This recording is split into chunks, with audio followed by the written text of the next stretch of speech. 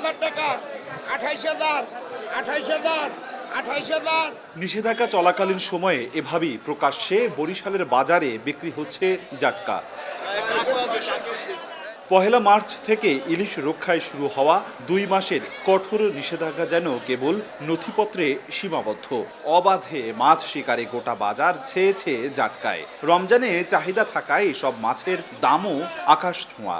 কোনো জায়গায় মাছ ধরা বন্ধ নয়, সবাই মাছ ধরে, সব জায়গায় মাছ ধরে। প্রশাসন আয় জায়গা আবার প্রশাসন জায়গায় ঠিকই মাছ সব সময় ধরে। 2 মাস অভিযান হতো, ব্যবসায়ীতে আমরা যারা আছি আর হয়রানি। 2-1 কেজি মাছ হয়, কি করবে? জালে বাঁধবে, 5টার সাথে 1টা বাজে, তখন ওই মাছটা কি করবে? তারা এখন নিয়ে আসে বড় মাছের সাথে।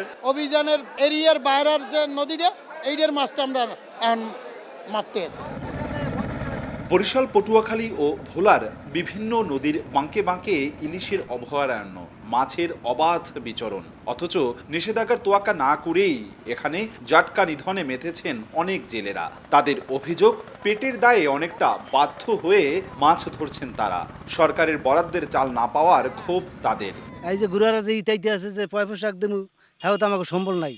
সরকার চাল দেয় হ্যাঁ ঈদের পর সরকার দেবে না। আমাদের কোনো টাকা পয়সা নাই। সরকার যদি এই ঈদে আগে চাল দুগা দিতে অবরোধের, তা আমরা মোটামুটি চলতে পারতাম। অবরোধ দিলে মানুষ কিভাবে বাঁচবে, কিভাবে চলবে? 2 মাস অভিযান দিবে, এতদিন মাছ ছিল না, বড় মাছ। এখন কিছুটা বড় মাছ নদীতে আসছে, এখন আমরা ধরবার জন্য আসছি। ঠিক আছে, চাল দিলেও মনে করেন এই চাল আমার কাছে পৌঁছে না। 80 কেজি করে চাল দেয় জানলে নামের, আমরা কত জুলুম 15-20 কেজি চাল পাই। কার্ডের একটা টোকন দিছে, স্লিপ দিছে, কিন্তু চাল দেয় না।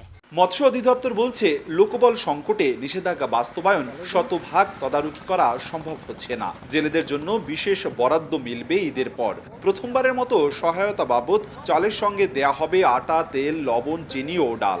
ভিজিএফ কিন্তু বিতরণ শুরু হয়ে গিয়েছে, বরাদ্দ চলে এসছে, ভিজিএফ বিতরণ চলে। আর স্পেশাল যে একটা সাহায্য আছে সেটা খুব শীঘ্রই শুরু হবে, হয়তো ঈদের পরপরই শুরু হয়ে যাবে। বছরের মার্চ ও এপ্রিলে বরিশাল বিভাগের 312 কিলোমিটার ইলিশ অভয়াশ্রম এলাকায় মাছ শিকার কঠোর নিষেধাজ্ঞা থাকে। এখানে জেলে আছেন প্রায় লক্ষাধিক। অপূর্ব অপু, সময় সংবাদ, বরিশাল।